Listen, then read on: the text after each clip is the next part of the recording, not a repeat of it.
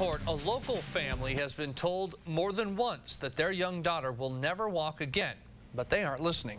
6-year-old Alia Bailey suffers from an inoperable brain tumor on her brainstem. It's an extremely rare condition. Fox 21's Abby Burke introduces us to the little girl. Abby? Like most soon-to-be 7-year-olds, Elizabeth is extremely shy, and her condition affects her voice, making her very soft-spoken. But what she doesn't say in words can still be interpreted loud and clear through her strong will and adorable toothless smile. Sometimes it rains on your parade, but that doesn't mean it's ruined. It's all about how you look at things. Like the weather, unpredictable, so is life, as one local family has found out. She was never healthy. You know, we have 4 kids, and she just wasn't quite right. But the doctors misdiagnosed her for 3 years. In March of 2009, the Bailey's daughter, Elizabeth, suddenly stopped swallowing. It was really, really scary, because one minute she was fine, and the next minute she couldn't swallow. Her mom, Alia, says that's when doctors discovered Elizabeth had a brain tumor, and life for their family changed forever. It changed very abruptly and very suddenly. Elizabeth spent months in the hospital and went through 3 surgeries, chemotherapy, and radiation.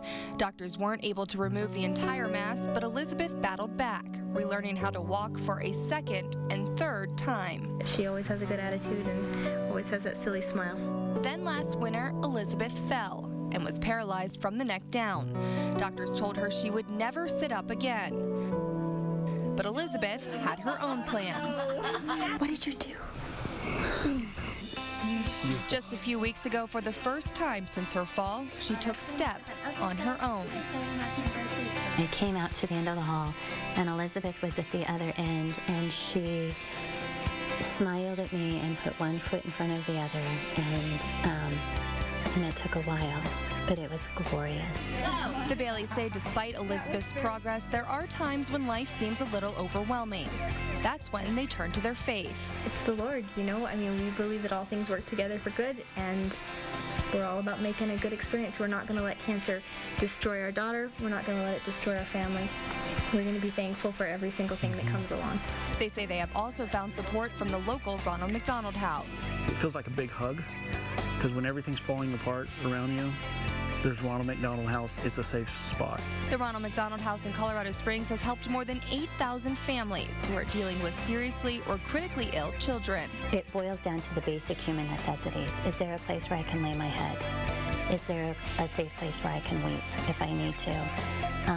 And the Ronald McDonald House becomes that for these families, and we become that support system for them, and we're just honored by that. The Baileys spent weeks at the Ronald McDonald House while Elizabeth was in the hospital, and they still visit 2 times a week between Elizabeth's therapy sessions.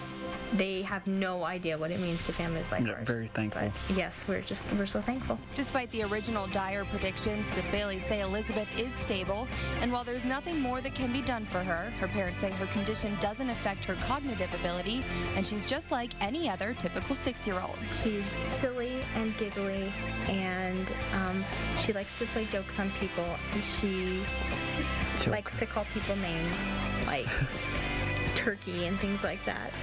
Or cheese ball. Cheese ball. Yeah. She likes cheese ball. And like most kids, she enjoys playing in the rain, even if it's on her parade. In addition to blowing her doctors out of the water, Elizabeth has become an inspiration to others, including her family.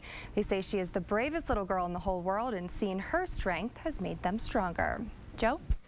Oh, thank you very much, Abby. Oh, what a good-looking family. Yeah, great story, too.